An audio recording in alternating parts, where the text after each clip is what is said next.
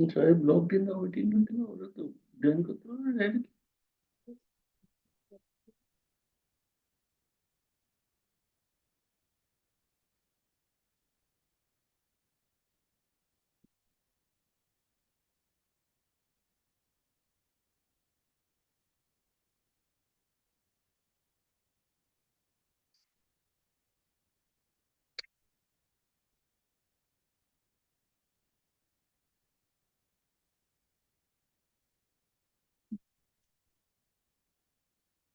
Good morning to all. Let us start our today's program. This is a special virtual session, and we have two very able speakers. The first is Mr. Sandeep Nanda, Vice President, MAMSIS World. He will be delivering a plenary lecture, followed by Dr. Venkat Mohan's lecture. That is Dr. Arun Kanti Viswas Memorial Lecture. So I request Sandeep to start his presentation. Pomi, please show the title slide of the Sandeep.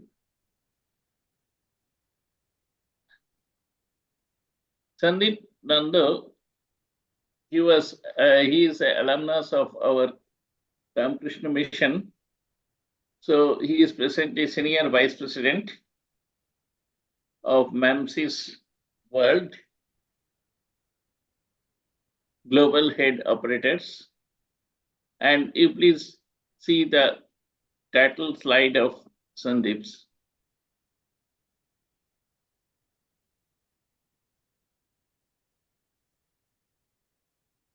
Yes, Sandeep, please speak.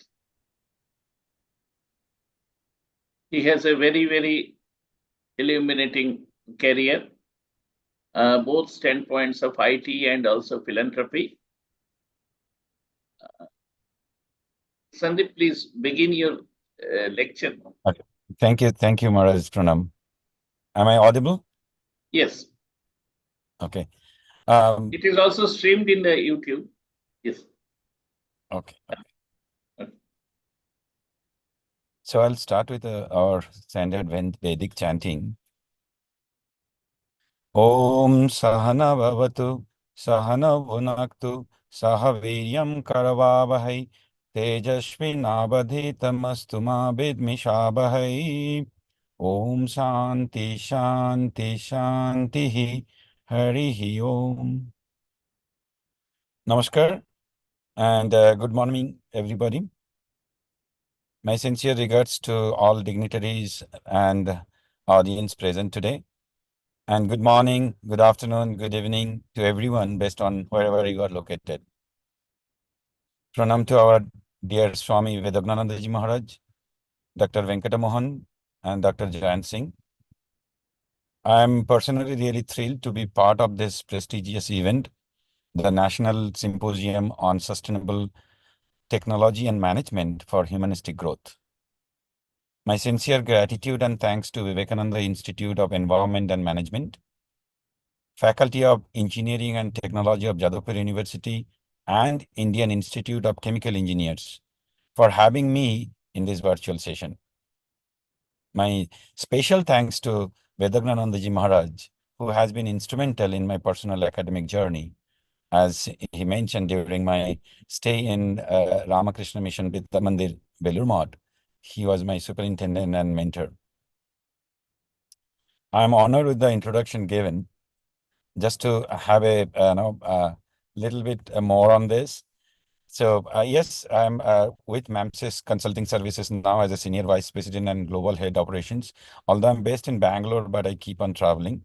Earlier, I have worked with Dell Technology, EMC Corporation, L&T Infotech, and Tata Group of companies for almost 28.5 years total. After my study in Ramakrishna Mission Belur Vidya Mandir, I completed graduation from Sipur B College, which is IIEST now, and my MBA from IISWBM, and also during my stay in US, I completed a management course from University of Texas, Austin. It has been my pleasure to be part of different events like this, and I love to interact with university students and talk with them and interact with them. I have been a career counselor and mentor, and also work on competency development and management. Also have been fortunate enough to have a TEDx Elevate talk delivered.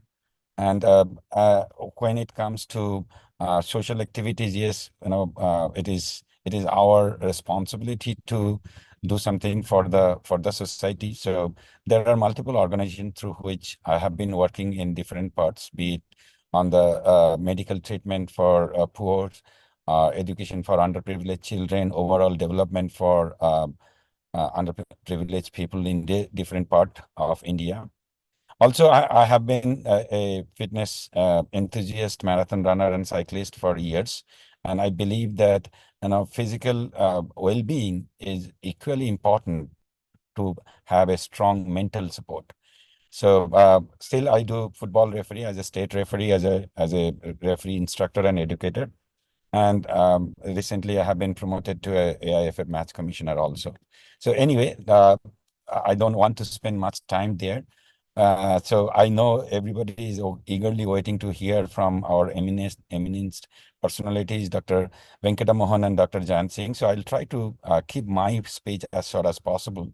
I'll more highlight on the correlation of the recent modern technology with IT industry, our day-to-day lifestyle, and overall industry and society impact. So coming to the topic today, sustainable technology and management for humanistic growth. It is a quite widespread and impactful topic. It encompasses a multidimensional approach that seeks to balance technological advancement with ethical considerations, environmental responsibility, and social inclusivity.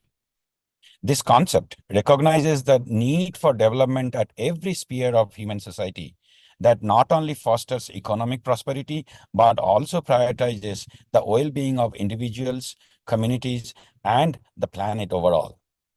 In today's advanced world, digitalization and artificial intelligence, these are the two most widely talked topics.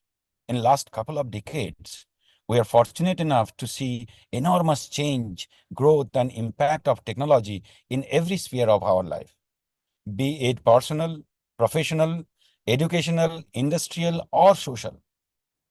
Personally, I can recall when I started my professional journey about 29 years back, one of my customers, a leading foreign bank, was running on a 20 MB hard drive for their entire banking application at their main branch. Yeah, it was only 20 MB.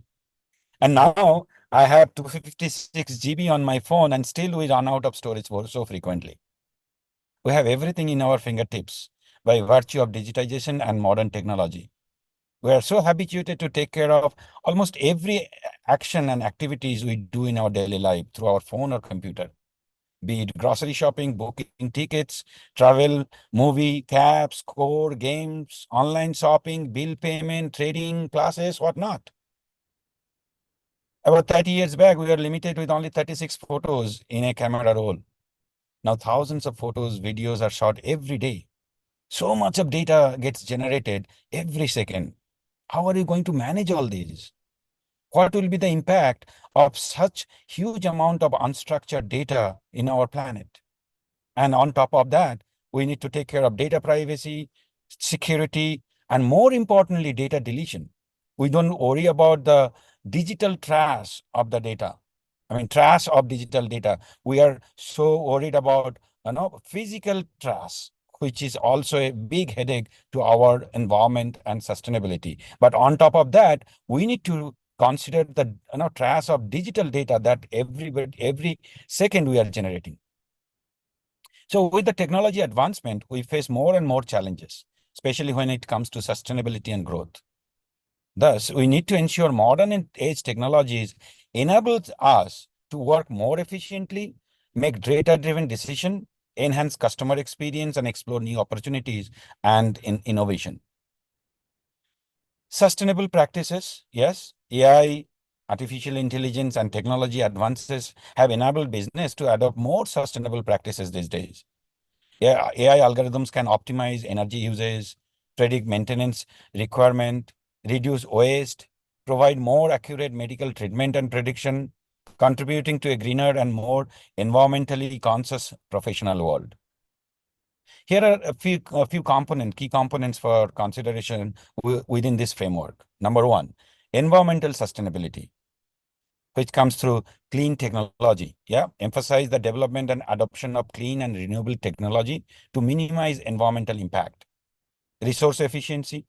We need to encourage the efficient use of every resource, be it energy, water, raw material, reduce waste and pollution. Circular economy. Promote a circular economy model that prioritizes recycling, reuse, and reduction of single-use products. Much talked about the 3 R's, right? Recycle, reuse, and reduction of uses. Number 2, economic growth. Sustainable business model. We must encourage business to adopt sustainable and socially responsible business models and balance profit with societal and environmental benefits. So all the organization needs to take care of this and create long-term value. We need to shift the focus from short-term gain to long-term value creation. Consider the impact of business decision on future generations to come. Number 3, education and capacity building. Skill development is very key. Invest in education and training programs that equip individuals with the skill needed for sustainable technology development and management in coming days. And awareness and advocacy. Not only skill development, but foster awareness and advocacy for sustainable practices among business, policymakers, and general public. Number 4, regulatory framework. Environmental regulations. Implement and enforce regulations that incentivize environmentally friendly practices and penalize unsustainable activities. Like, say, give some benefits to all those housing societies who are having rainwater harvesting, right? Give them some discount. So this kind of regulation needs to be in place. Social impact assessment. Incorporate social impact assessment into the approval process for new technologies and projects. Number 5, collaboration and partnership. Encourage collaboration among governments, business, and nonprofits and communities to address complex sustainable challenges. And of course, innovation. Embrace open innovation approaches that involve external stakeholders in the development process, tapping into the diverse range of perspective. And most importantly, which is very close to my heart as well, that human-centric approach or human-centric design. Prioritize technology that enhances the quality of life for individuals, every sphere of the society, considering usability, accessibility, and user experience. Human rights. Ensure that technological development respect and uphold fundamentals for human rights, avoiding creation of technology that can be used for harm of the society. And last but not the least, number 7, social responsibility. Inclusive innovation. Ensure that technology advancement consider the need and value of diverse communities, avoiding the exertion of social inequalities. And digital inclusion. Bridge the digital value by providing access to technology and information for marginalized population, fostering inclusivity in the digital area. I remember during my LTI day, I was working with one NGO who is spreading the digitally enabled, that was pre-COVID era, digitally enabled education system to remote villages of India. So that is what we need more and more.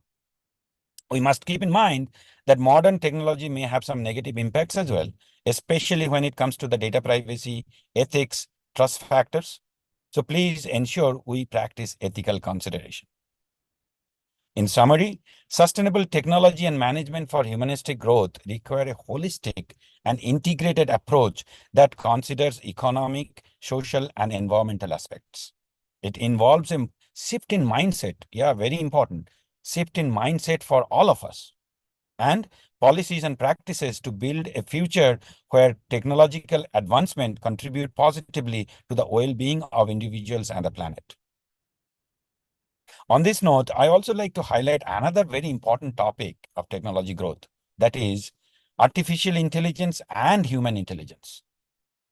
AI is not a threat to human intelligence, but AI and human intelligence are complementary to each other. We must understand that. Augmenting AI with human intelligence is shaping the next period of evolution on the earth, and be prepared for it. Human intelligence can effectively be used to guide and development of AI as well. The future of intelligence is not about AI versus human. It is about AI and humans working together in collaboration. We may call it collaborative intelligence. Our MAMSIS chairman, who is a very thought leader and a reputed speaker, Mr. Yogesh Sharma, he calls it universal intelligence. He has published few articles on this topic as well. I'm really excited to see what the future holds for us for collaborative or universal intelligence. We believe that it has the potential to revolutionize our world, to make it a better place to live. Last but not the least, I must admire being a believer and a follower of one of the brightest mind and personality of modern era, Swami Vivekananda. I like to correlate this with the concept that he preached, universal brotherhood, that Swamiji talked about. The entire world is a family, and we must work together to save and grow our own family, our own Mother Earth. I'm sure in this session, there are a number of students present as well. So we need to keep our learning journey continued throughout the life. But please keep in mind what Swamiji also said. Education is not the amount of information that is put into your brain and runs riot there, undigested. We must have life building, man making, character making, assimilation of ideas. I firmly believe that this generation of Gen Z, seriously, they are outstanding. That thought process, ideas, innovation are simply brilliant. We need to only remind them in Swamiji's word. All power is within you. You can do anything and everything. Believe in that. Believe in yourself. Be confident. Stand up. Be bold. Be strong. Take the whole responsibility on your shoulder and know that you are the creator of your own destiny. Thank you very much and wish you all a Merry Christmas and Happy New Year in advance. Namaskar. Thank you, Maharaj. Over to you. Yes. Thank you. Thank you, Sandeep. Just for 10 minutes, you summarized the whole thing, that how the software disciplines that is complementary to core engineering disciplines, and also it is very much needed for our life. So really, this is a very worthy lecture. The problem of such type of IT things, that is, you see, yesterday when we had the, offline session, the hall was totally full, and I had to order several more plates for that, because those were registered delegates. Apart from that, many people, many scholars, those are earlier did not register, they wanted to turn up. But today, only we three persons are there. So everyone, when I told that why when you will join, then they say that, see, it is our it is there in, it will be there in the YouTube.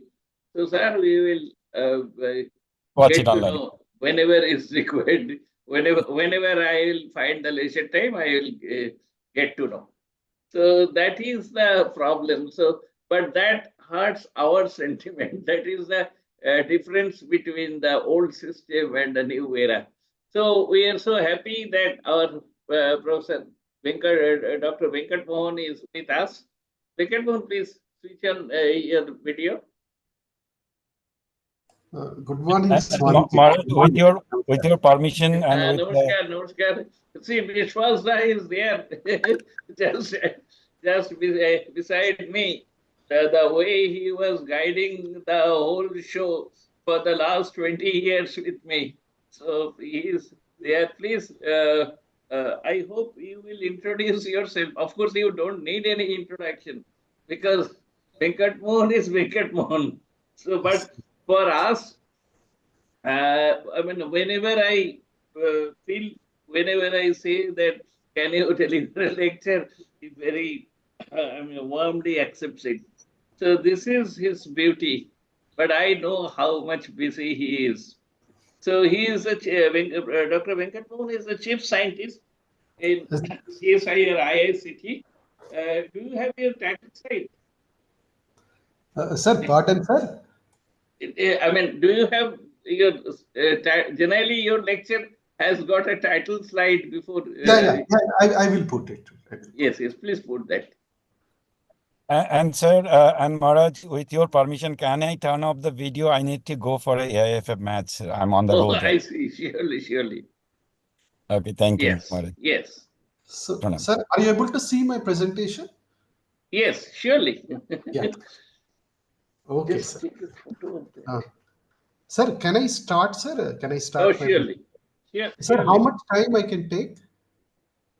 That is 45 minutes. Yeah. So that based on, so sir, I am very honored, sir. Good morning, everyone. Namaskar. Good morning. Greetings to all. First, I would like to thank Swamiji for giving me this honorable opportunity to speak on behalf of great scientist Dr. Arun Kant Biswas. So I'm very honored for it, and I would like to say a few words about Dr. Arun Kant Biswas. Then I will introduce myself. Before that, I would like to speak something on circular interventions and decarbonization as well as sustainability in a very general way. So which was also introduced by the speaker, Dr. Sandeep, very nicely. So I will try to continue what he has done in a little bit detailed way by giving some data. So coming to Dr. Arun Kant Biswas ji, I'm very honored to speak on his memorial lecture, who is a deputy director from CSR NERI. He has an excellent research career and has done a lot of projects, very important projects, near to 15 projects of national importance. And his work was recognized by many of the government agencies, which also includes Supreme Court. And he's specifically worked on environment that is related to water supply and wastewater management, which is very critical areas at the juncture where he's working during that phase of time. So and his NGO activities are also very praiseworthy, and we have to take the we have also to take it as a one of the guiding factor to do something to society. So particularly with respect to environment, we have to take it from Dr. Arun Kant Biswasji what he has done.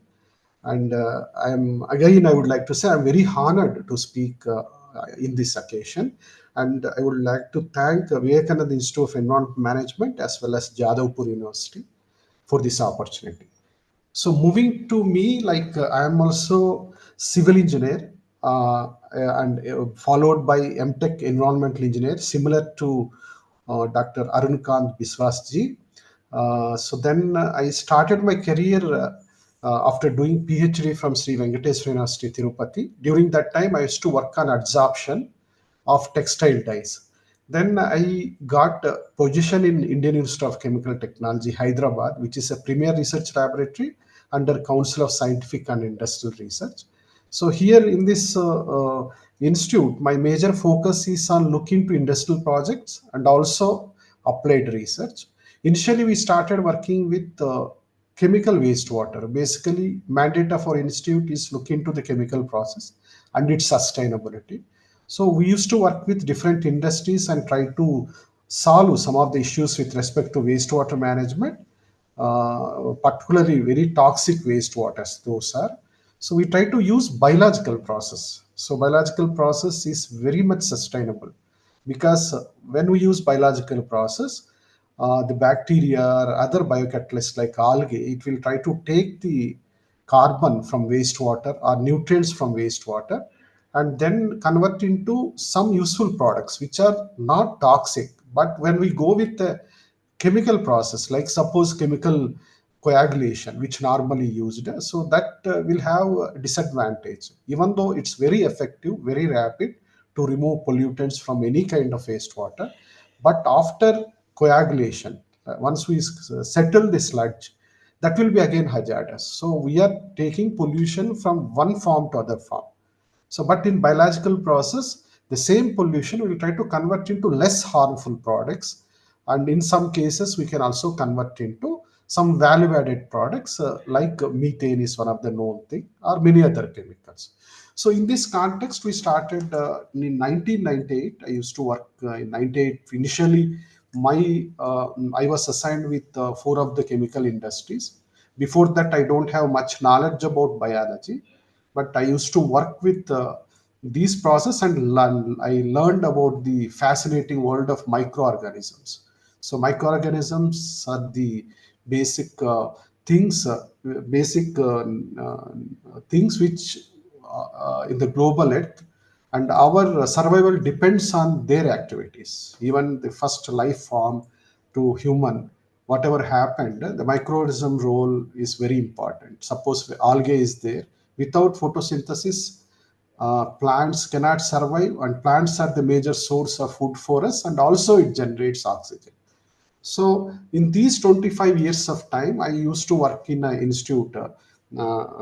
Apart from working in ISCT, I was a Humboldt Fellow in Germany. I worked with Professor Wilderer, who is one of the leading scientists and Stockholm Water Prize winner, very prestigious award, and editor for water research. With him, I worked on sequential batch reactor, a specialized bioreactor that can effectively treat nutrients as well as complex toxicants. So then, for a few months, I worked in Kyoto University Civil Engineering Department and tried to work on remediation of lake sediments, which is contaminated with petroleum derived products.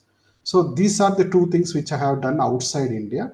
But in India, with our institute, in the course of these 25 years of time, we try to establish lab which can work with any kind of bacteria, or yeast, or microorganism to take pollutant from any kind of wastewater, that is wastewater or domestic waste or gaseous emissions, and try to convert into some value added products like hydrogen, like biopolymers, succinic acid. So this is what we used to work, and we have multidisciplinary students from different domains like microbiology, biotechnology, civil engineering, chemical engineering, chemistry. We work in a close association so that our understanding on the whole problem will also enhance. So we can see the problem in different dimensions, like microbiologists think in a different way, civil engineers think it in a different way. Like that, that helped us while learning all these 25 years of time. So what I would like to do is I would like to go in a very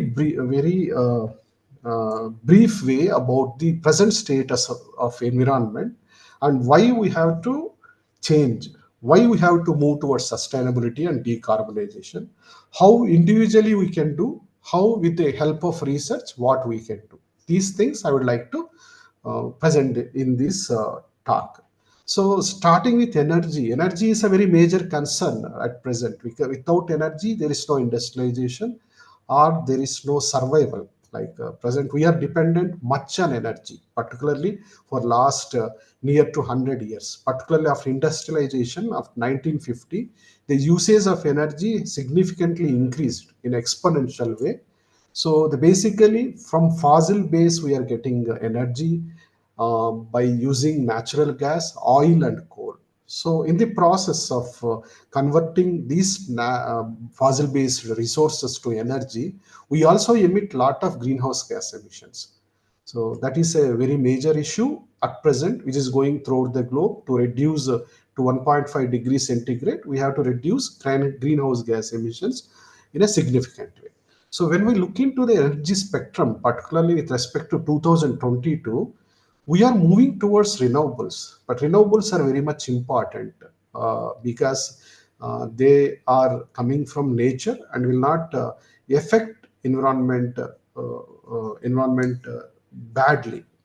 So the present mix you can see from the figure on the right hand top side, we are using 27% of coal, 31% of oil, and 25% of gas. So coming, these are the fossil based, and nuclear, we cannot say it's a fossil or a sustainable thing. So nuclear is also giving part of the energy apart from hydropower, which is less than 7%. So the energy from solar through solar panels increases significantly during this course of time, about 10 to 15 years, apart from wind energy. These are renewables, and apart from that, other renewables such as biomass also is in the energy mix. On an average, at present, through when we speak about a grid, so about 10 to 15% of grid is renewable. Other 95%, 90 to 85%, it is again a fossil based thing, which is very significant factor that is contributing to the environmental damage. So we have a lot of opportunities here because we can go towards renewables. We have a lot of biopower that can be extracted by biomass and bacteria. According to estimation of MNRE, it's about 22.5 gigawatts, but at present we are using only for less than 4 gigawatts. Still, there is a lot of scope in the renewable sector. So coming to the materials again. So whatever material right now we are using, chemical based material, whatever is there in the room, mobile or anything, we have to depend on fossils again. So even the pens, computers, everything we have to extract from Mother Earth. So basically, raw materials such as petroleum, natural gas also significantly required for making all the materials. You can see the green and blue lines, which is coming always everywhere and going towards all the materials which we are using. This I took from US Department of Energy. So here I would like to say that fossil material or fossil based resources are very finite in nature, and you can see the downward figure, which is a graph with the present consumption pattern. These fossils will not be available for future generation. So after near to 2035 or so, 2035, the availability of the sources starts depletion. So for future generation, we cannot use these resources. So this is a very significant issue which we needs to be understood. So same consumption pattern, same as usual business practice will not be sustainable. So future generation will not have the same resources which we have used for all our requirement. So there is a significant growth in population and requirement. So this is again a challenge. So this I would like to say is a fossil-based economy, ours still fossil-based economy, and a linear economy, which we will discuss afterwards. So coming to resources again, coming to waste and recycling, here I would like to say whatever material we are taking, part of the material is going to stocking, and part of the material is going to landfill. If its application is completed, even though it has value, it will go and land up in landfill. So the material which has its functionality, if we can separate, is we are wasting into the landfill. So that is a very significant issue again. There is a circularity gap report which was published in 2022 that says that about less than 9% of resources we are recovering. So 92%, 91% of the resources we are sending it as a waste, even though it has a functional activity. But recent report in 2020, it again says that we are only recovering 7.4%. So it's still reduced. So this is not a good sign. We have to move towards something sustainable.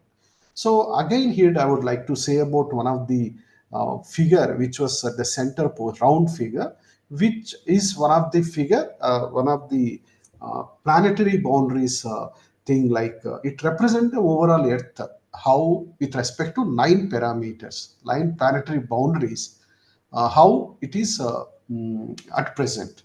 So when we look into the 9 planetary boundaries, this was prepared by Stockholm Resilience Center, Sweden. Now people are using this as one of the viable baseline information to understand the sustainability of the global Earth. So it is it depends on biophysical parameters, biophysical and chemical parameters on global Earth. So according to the 2015 chart, among the 9 planetary boundaries, we crossed safe operating space, that is center one, green one, marked with dotted line. you can see that 1, 2, 3, 4, 5 has crossed the safe operating space, and among them 3 crossed this space where it cannot recover back, particularly with respect to biodiversity and particularly with respect to nitrates and phosphates. So it's an alarming situation again.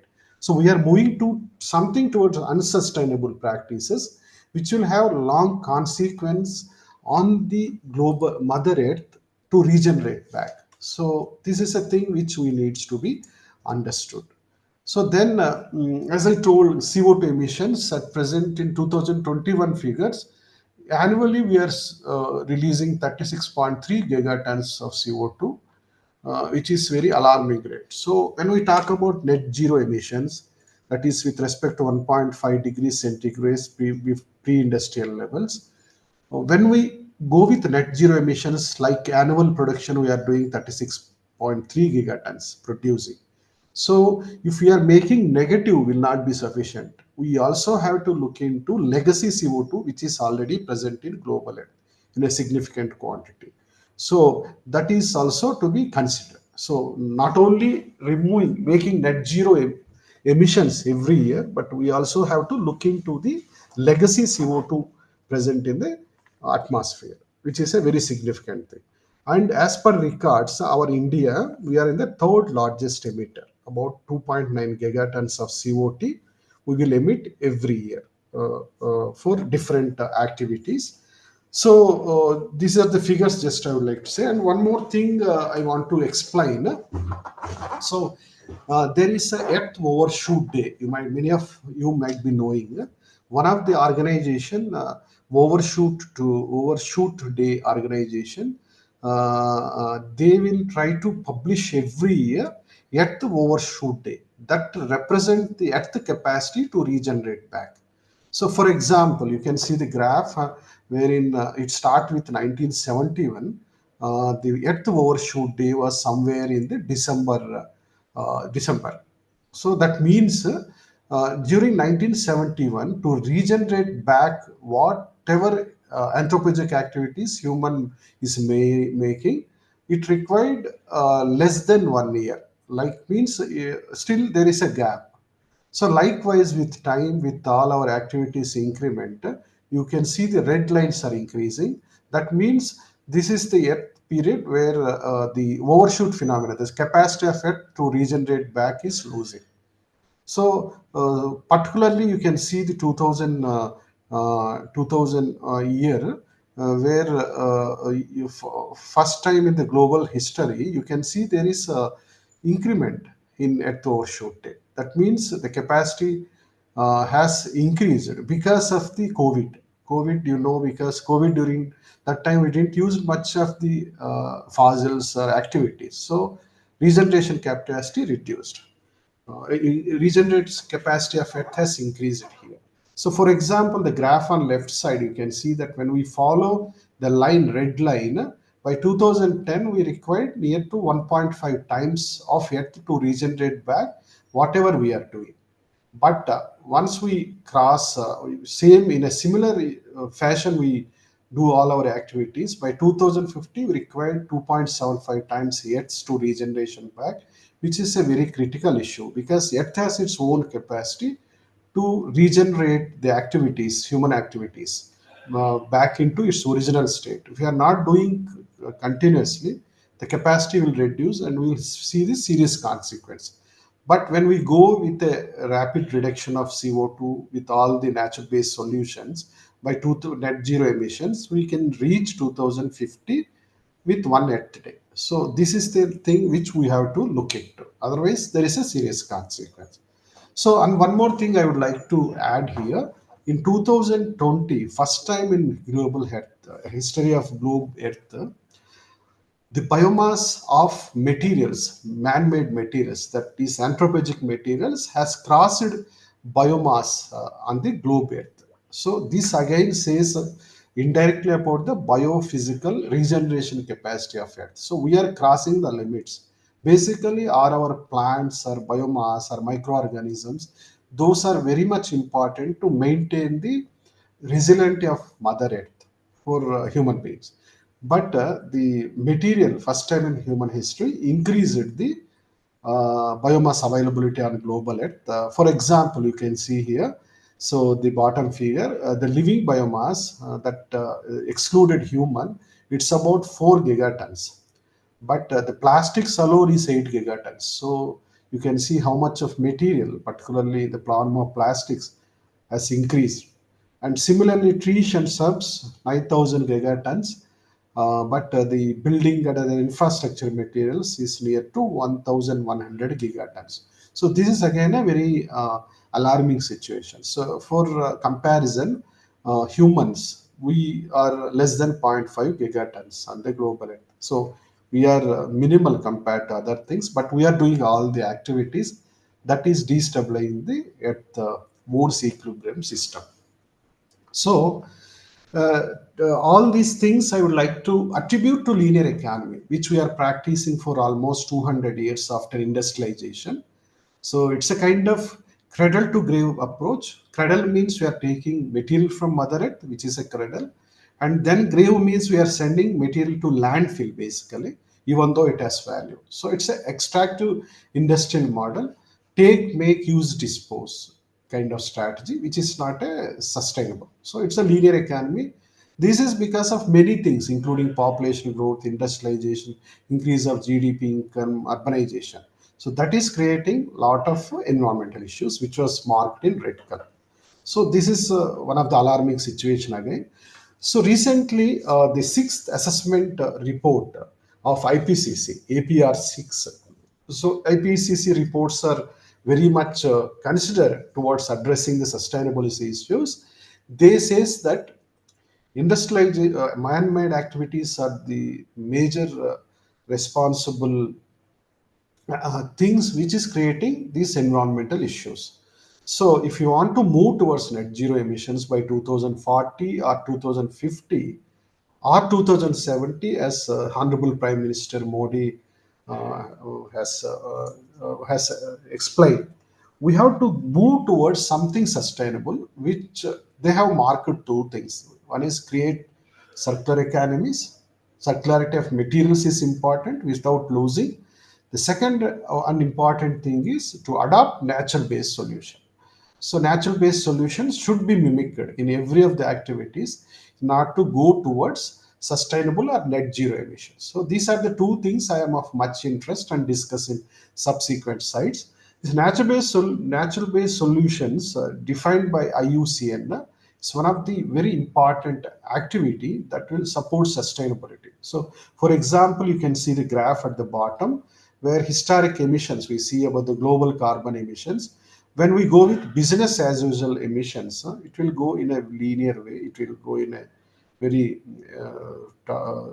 way in which it will significantly increase from 30 in 2000 to 80 giga CO2 per year. So we have to do something. We have to mitigate fossil fuels or fossil resources, and also have to adapt a natural-based climate solutions to move towards less than 2 degrees pathway. If we are adapting these things, then we will move towards net zero emissions by 2050 as per the IUCN records. So this is very much important to be considered. Whatever we do, we have to go towards something sustainable. So to add up all the things, I would like to keep these materials. We need to change. Change is inevitable. Otherwise, we cannot survive on globe Earth. According to one of the estimate, with our extractive industrial model, domestic material consumption reached 10 billion tons in 2021 as of 40 billion tons in 2010, increased more than 50% in this 10 years, which accounts for 5 to 27 tons per year per person per year per capita. So this again depends on the country. Like economically high economy countries, they use lot of materials per capita materials, but low economy countries go with 5. So this is a very significant material thing. So coming to the domestic material consumption, according to the estimates, by 2050 it will reach to 180 billion tons per year. So again, near to 40% of increment in coming for 40 coming 30 years of time. Again, a very much important thing, very critical thing here. So adding to this, our population will increase, global population will increase to 10 billions according to estimation. From at present we are at 7.8 billions. So India contributes to 18% of the global population. So population increase will also have lot of demand on the materials.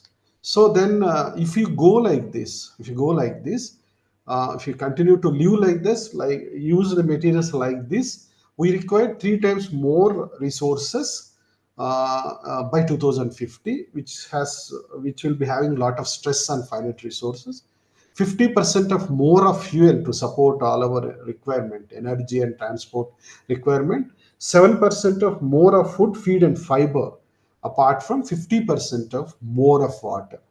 So adding to this, another critical thing is 70% of population will live in cities. So cities will be the concentrated concrete packets where near to 70% population will live in urban areas. So urban areas again, they are very important with respect to GDP. So 80% of GDP will come from urban areas, even though they occupy only 2% of global area.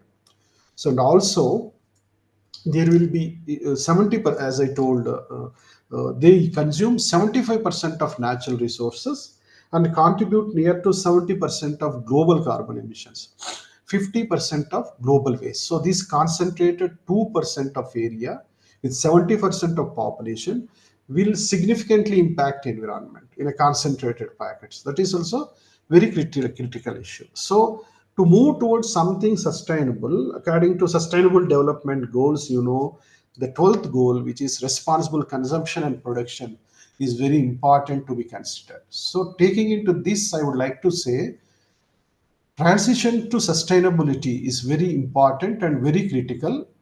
Even though they are challenging, we have a lot of opportunities. So that I would like to say, to reach net zero pathway.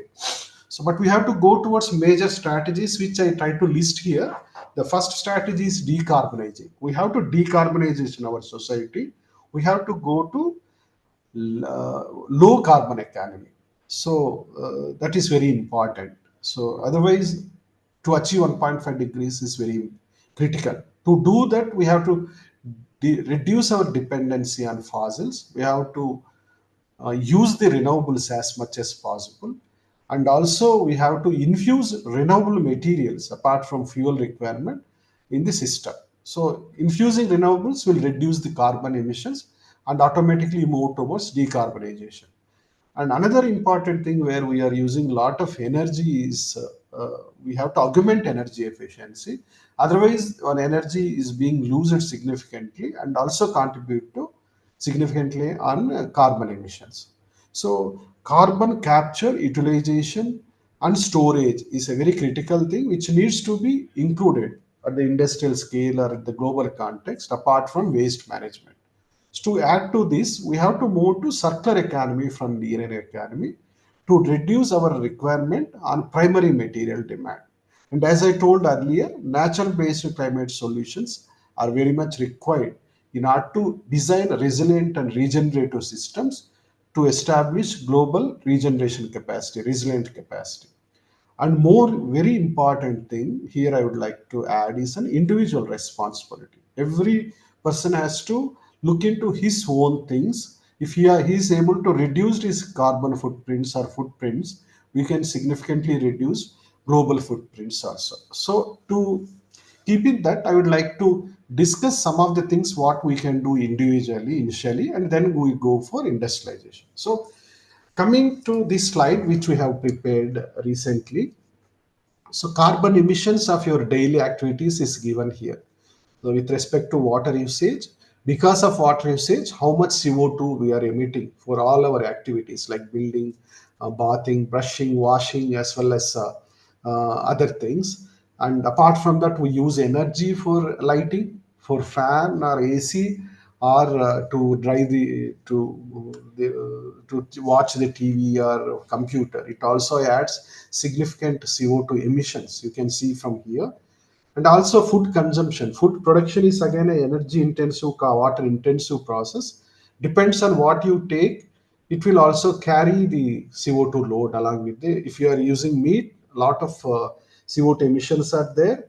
If you are using rice, it has also significant water utility and also CO2 emissions because of methane formation. And transport, if you are getting from Swiggy, you also have to add the CO2 emissions from transportation from Swiggy and other things like transportation contributes to such an CO2. Personal computer, also your mobile, because you are continuously using it, getting energy from fossil based source, it also emits near to 250 grams of CO2 per day. This is the individual CO2 things.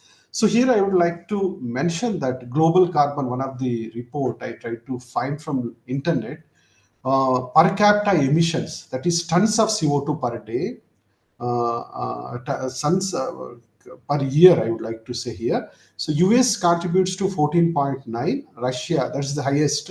Russia about 11.4, Japan 8.5, China 8 tons of CO2, but global average is near to 4.7. But India recently reached 2 tons of CO2 emissions per capita per day, even though it's less than global thing.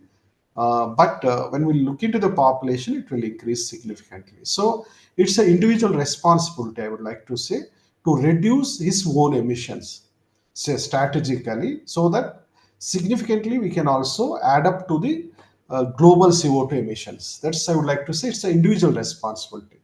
An average Indian citizen generates approximately 5.5 kg of COD in a day from day-to-day activities. The whole population of India contributes to 700 crores kgs. So you can decide, you can calculate your own carbon footprints and you can reduce. Some of the activities like you can plant trees, you can adopt circular economy, you can shift from linear, you can shift to electrical vehicles, or you can reduce, you can consider reduce, reuse, and cycling, which is very helps significantly in our CO2 emissions. So other thing I would like to get here, this we are working with last 8 years, Keyhole Garden. Very simple strategy where it's a backyard garden with a small area.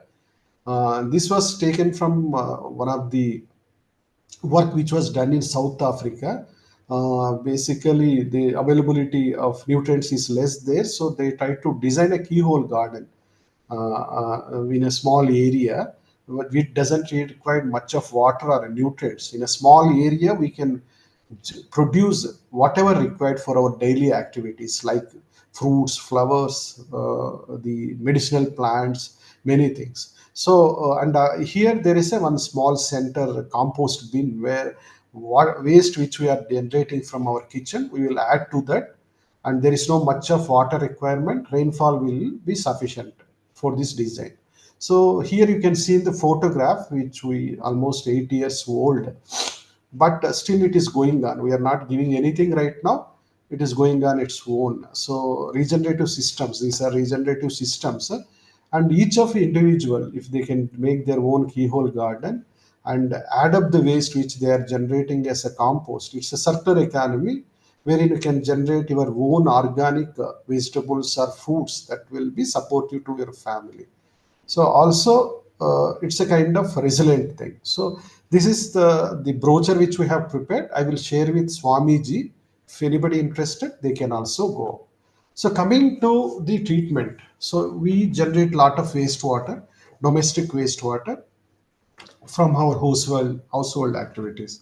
So what we are doing right now in urban context, we are, after generating that one, now there is no septic tanks also, but it will directly go into drains, and then from drains to sewage treatment plant. Sewage treatment plant will try to treat it, and then it will be recycled or sent to the low, like rivers or water bodies. So this is what happened. But here we have to take an individual responsibility so that we can reduce load on effluent treatment plant, sewage treatment plants.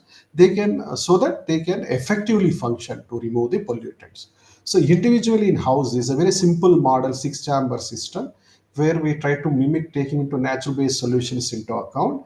We have designed a system that can treat very effectively the domestic wastewater. This can keep in going ground by closing the roof. No energy inputs except a little bit of oxygen from solar panels. There is no mechanical parts. So this kind of design, if every house individual they make on their own, they can significantly reduce the organic load or nutrient load which we are sending into the environment. This brochure also I will give to Swamiji. If anybody interested, they can construct this one. So again, integrating the natural-based solution. You might be knowing about wetlands because in Calcutta we have a very big wetland system which support ecologically as well as food and other socio-economical things. Apart from treating wastewater, also domestic wastewater. So similar kind of thing we can engineer at the household level so that the wetland systems can treat the domestic wastewater. This is again a natural based solution. Different kinds of wetland systems are there, but that you can get in literature. You can design in our house. You can integrate to the existing effluent treatment if you have, so that it can significantly reduce the nutrient content. So these are the things individually I would like to say. So if we are contributing to the decarbonization from ourselves, if reducing 40 or 50% emissions, that will be a huge number when we look into the global context. This is not this is not costly. This is a very normal thing which we can do on our own, so that economically it is also viable, health wise it's also viable, and economic environment wise also we are supporting. So that I would like to individual contribution. Now we'll move towards a bigger canvas where what we can do with respect to the society. So earlier I used to say linear economy. Now we have to move towards circular economy. So circular economy is a very important initiative which is coming up in a big way, wherein the material which is used in a first process, when we look into the industry, the outlet waste, now we are sending it to landfills, is not a waste. It needs to be used as a product for subsequent process, so that we have to make the circulation of material as much as possible in the system, economic system, so that waste generation can be significantly reduced. So it's a kind of symbiotic process.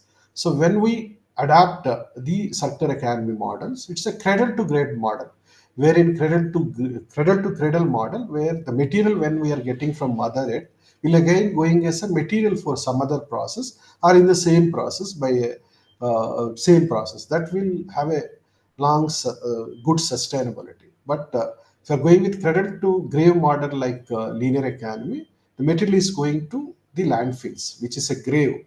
So circulation of materials will play a major role. It's a kind of regenerative system. You can look into the the Ellen MacArthur Foundation, who are doing huge work. They are explaining about three of the pillars which are very much important with respect to the system, whatever we are doing at individual level or at the higher scale. So keep products and material in use. That is what the circular economy. We have to keep materials in circulation as much as possible, and we have to adopt natural-based solutions that I have explained in a couple of slides earlier. And we have to design waste and pollution. That means the waste which is coming from one process should be designed in a way that is a feedstock from some other process. So these are the three important pillars. Coming to regeneration natural system, we used to work on bio-based system, circular bioeconomy, so that it will completely address the resilience system. So it's a green approach, I would like to say, regenerative approach, and advocates low carbon economy. Some of the examples I will explain in the coming slides. So here I would like to mention, when we speak about circular economy, waste is a very important thing which we needs to be addressed. So, sir, can I speak for 5 minutes, sir? Swamiji. Yes, Just surely. 5 minutes, I will conclude, sir. Oh, surely, no. Yeah, No so problem. we have a waste. Waste is a very important component in circular economy because the basic thing is we are wasting the material.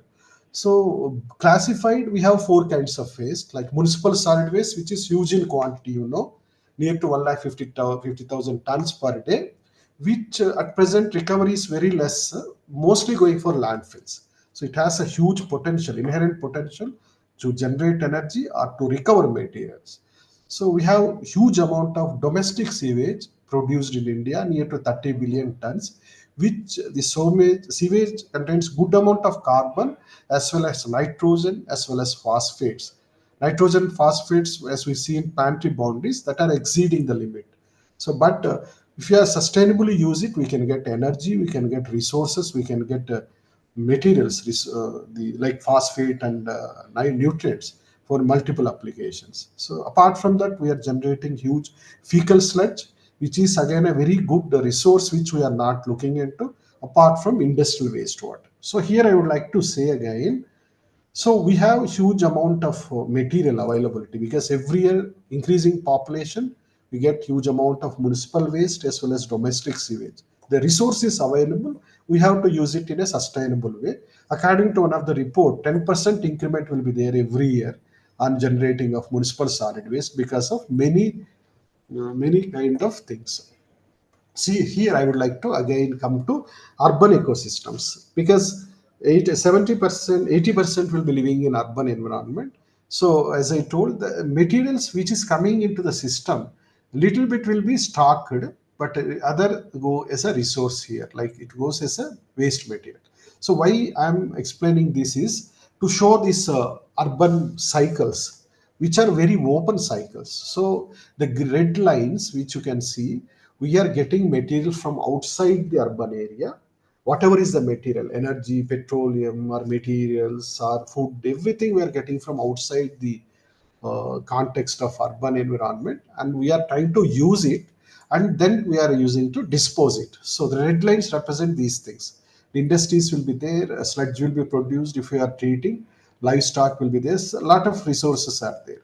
So we are using it, but this is a conceptual framework which we have put in 2022. We can close all the loops. So you can see all green ones. Every loop we can close. We can recover the materials. We can make it the whole system sustainable. And at one point of time, we can make it independent to get the materials from outside the urban context. So this is a sustainable thing, I would like to say, and a smart cities, what we are mentioning right now, this will substantiate smart cities.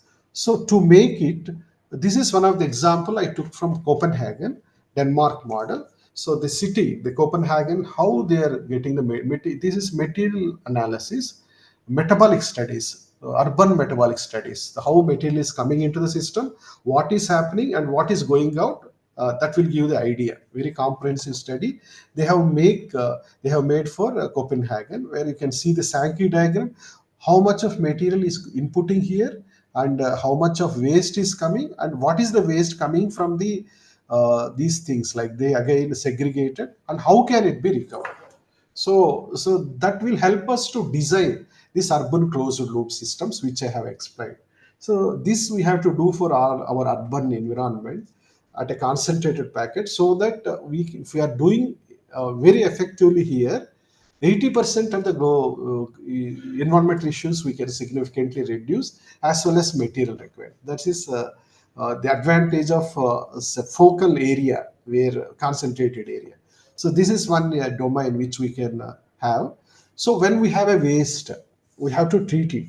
So if you are not treating it, it will have a lot of environmental implications. So as I told earlier, biological process is sustainable, whatever is the waste. So suppose we have a waste, after physical treatment, it will go to aerobic treatment and convert into new cells. Here is an energy intensive process. Bacteria required oxygen, energy intensive process. Or in anaerobic process, it's a very effective process, reduced process. Everybody knows about methanogenesis, which is a very uh, energy giving process, I would like to say, conventionally used as gobar gas plants. Now also government is supporting conversion of waste into methane. Again, it will be used as an energy source. So apart from that, we have a lot of scope to convert this anaerobic process to produce value added chemicals, like hydrogen we can produce by treating the anaerobic metabolic pathway. We can extract energy in the form of bioelectricity with a specific group of bacteria, or we can convert waste into polymers or some kind of solvents. There is a lot of scope, I would like to say, from taking into waste. So apart from that bacteria, we can have a microalgae, which is a very potential and very excellent biocatalyst, which takes CO2 and light to convert into oxygen and food. that also can, in mixotrophic mode, can take carbon and nutrients, convert into biomass, and then we can use it for multiple purpose, so that waste we can treat. These are the new things which is coming up. If we are going with the solid waste, at present, most of the biodegradable solid waste which I am speaking here is going to landfills, little bit for composting, little more for incineration to energy recovery. But we have a lot of scope by digestion, pretreatment, fermentation. We can recover resources in a significant way. By way of that, greenhouse gas emissions can be reduced, and also we can recover cost efficiency. So coming to the third important, CO2, which is a very major issue at present. Carbon capture, utilization, and storage is a very buzzword right now for industrialization, to make it to less carbon. These things are very much required. So basically, we have a chemical process, but I am more interested in biological process. As you know, the algae or plant are uh, at present converting CO2, 50% of CO2 they are trying to convert and make into oxygen. So it's a photo assimilation process, very effective process. So a little bit of slow process, but we can also use CO2 as a feedstock by help of a specific group of bacteria with the technology gas fermentation, microbial electrolysis, and can produce spectrum of this product, which was shown here, like say starting with hydrogen, methanol, or butanol, or succinic acid. We can produce number of chemicals. So CO2 also, if you can capture and convert into chemicals, there is two advantage. One is we are reducing CO2, and we are producing platform chemicals, which again, at present we are getting from the fossil-based resources. So there's a double-edged advantage. So these are the things I would like to. There are this slide I try to put here, where any kind of waste we can use biological process, we can produce multiple products with different application, which is a waste remediation. So this is the thing I want to explain here. Here I would like to say before concluding, there are a lot of scopes. So starting with individual contribution towards moving to sustainability and decarbonization, there are other ways, like scientists, like future scientists like you can also take up some of the strategies based on your expertise to look into these kind of technologies. This required interdisciplinary approach. Every area of science and technology, as well as arts, business, is required to make this process more viable, to come to the translation more effectively. That's what I would like to say. And here I would like to close. Before closing, I want to show my students' photograph, whose work I have presented here. So this I will not discuss, as I told, because I'm only focusing on the general things. So there are a lot of scopes to convert these into energy or chemicals, as explained in the last slide. So, but here I would like to show last slide, which shows that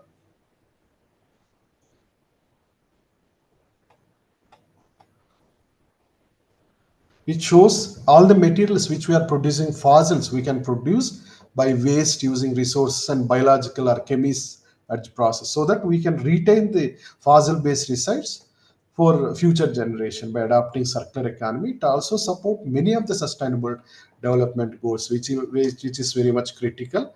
And as I told, interdisciplinary research is required. I would like to thank my students who helped me to understand all these things, who helped me to the experiments to some of the extent what we are doing in this direction, and funding from different funding agencies which supported me for all the research. Thank you again. Thank the audience for their patient listening. Swamiji for this wonderful opportunity, and the Institute, Vivekananda Institute, as well as Jadavpur University. Thank you very much for your kind Yes. attention. Yes, Dr. Venkatmohan, when I listen to you, I get the new ideas, always new ideas, and I learn a lot of more. And then Yes. immediately I remember Sri Ramakrishna Dev has told that how long you survive, you will learn. Jabat in our Bengali, Jabat Machi Tabat Sekhi. That means this is a translation of in English. I hope you understand. Yes, So sir. this is an excellent thing. I was thinking, I mean, within say 1 month or so, I will go. I will take an appointment and I will go and I will meet, because I have to present you some of the things and also to see the implementation in your laboratory.